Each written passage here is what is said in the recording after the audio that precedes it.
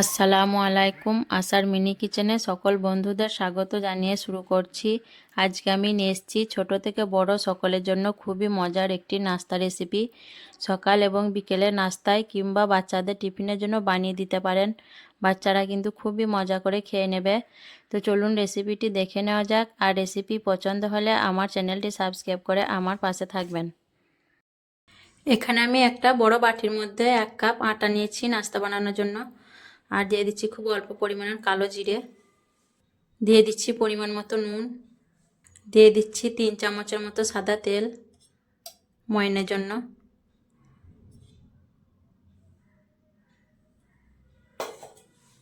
দিয়ে আমি হাত দিয়ে ময়নটা খুব ভালোভাবে মেখে নেব।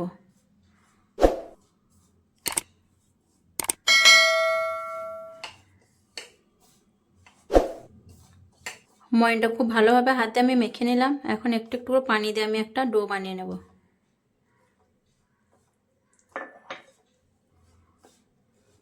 আমরা যেভাবে রুটি এবং লুচি করার জন্য ডো বানাই সেইভাবে বানিয়ে নেব।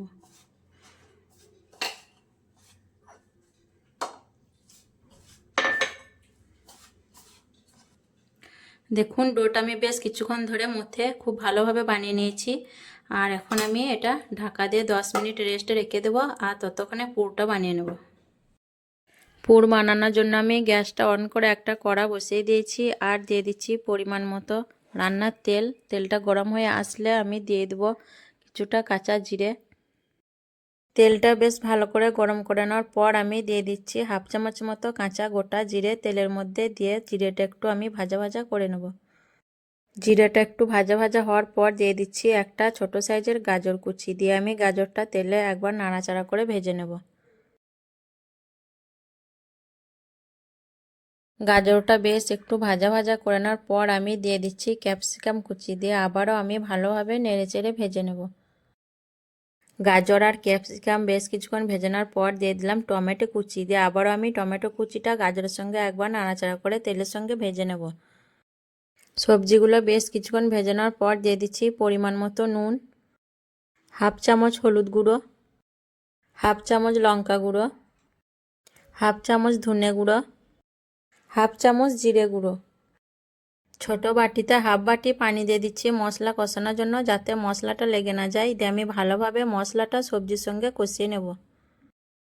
মশলাটা দেখুন আমি বেশ কিছুক্ষণ ধরে ভালোভাবে কষিয়ে নিয়েছি আর মশলা থেকে তেল ছেড়ে বেরিয়ে এসছে। এখন দিয়ে দিচ্ছি আগে থেকে সেদ্ধ করে রাখা আলুটা আমি সবজি আর মশলার সঙ্গে খুব ভালোভাবে নেড়েচেড়ে কষিয়ে নেব।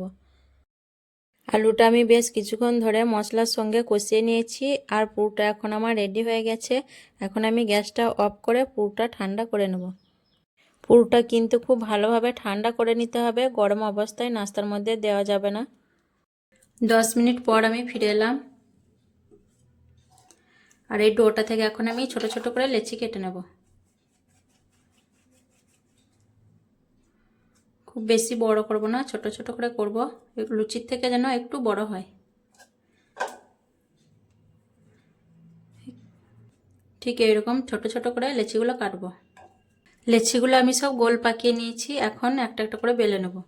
তো এখান থেকে একটা লেচি আমি নিয়ে নিচ্ছি আর বাকিগুলো আমি ঢাকা দিয়ে রেখে দেবো। কিচেন বোর্ডের ওপরেই আমি রুটিটা বেলে নেব। অল্প আটা দিয়ে দিলাম।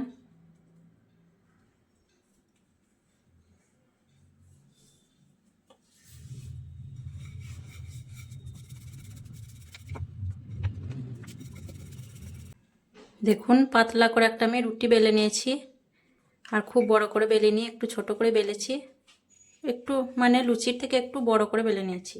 এখন আমি এই ছোট্ট রুটিটার ওপরে আগে থেকে তৈরি করে রাখা পুরটা লাগিয়ে নিচ্ছি। তো এইভাবে করে আমি লম্বা করে পুরটা লাগিয়ে নিলাম। এখন আমি এদিকটা ঢেকে দেব আর এই বাকি সাইডটা আমি পানি লাগিয়ে নেব। পানি লাগিয়ে নিলে ভাজার সময় খুলে যাবার ভয় থাকবে না। এইভাবে করে আমি পুরোটাই পানি লাগিয়ে নিলাম। এখন আমি এইভাবে নাস্তাটা এক পাল্টা দিয়ে দিলাম। তো আবারও আমি এইখানটা একটু পানি লাগিয়ে নেব।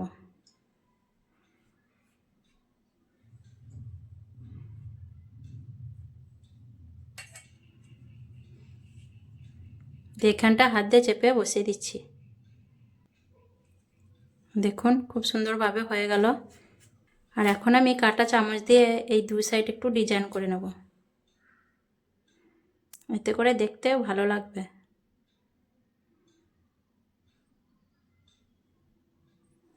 এইভাবে করে এই সাইডটাও করে নেব, এতে করে মুখটাও খুলে যাবে না ভাজার সময়, আর নাস্তাটা দেখতেও খুব সুন্দর লাগবে। দেখুন খুব সহজ এবং খুব সুন্দরভাবে হয়ে গেল। একইভাবে বাকি নাস্তাগুলো তৈরি করে নেব। নাস্তাগুলো দেখুন সব তৈরি করা হয়ে গেছে আর খুব সুন্দর লাগছে দেখতেও। তো এখন আমি নাস্তাগুলো ভেজে নেব। নাস্তাগুলো ভাজার জন্য আমি গ্যাসটা অন করে একটা কড়া বসিয়ে দিয়েছি আর দিয়ে দিচ্ছি পরিমাণ মতো সাদা তেল। দিয়ে তেলটা আমি ভালো করে গরম করে নেব।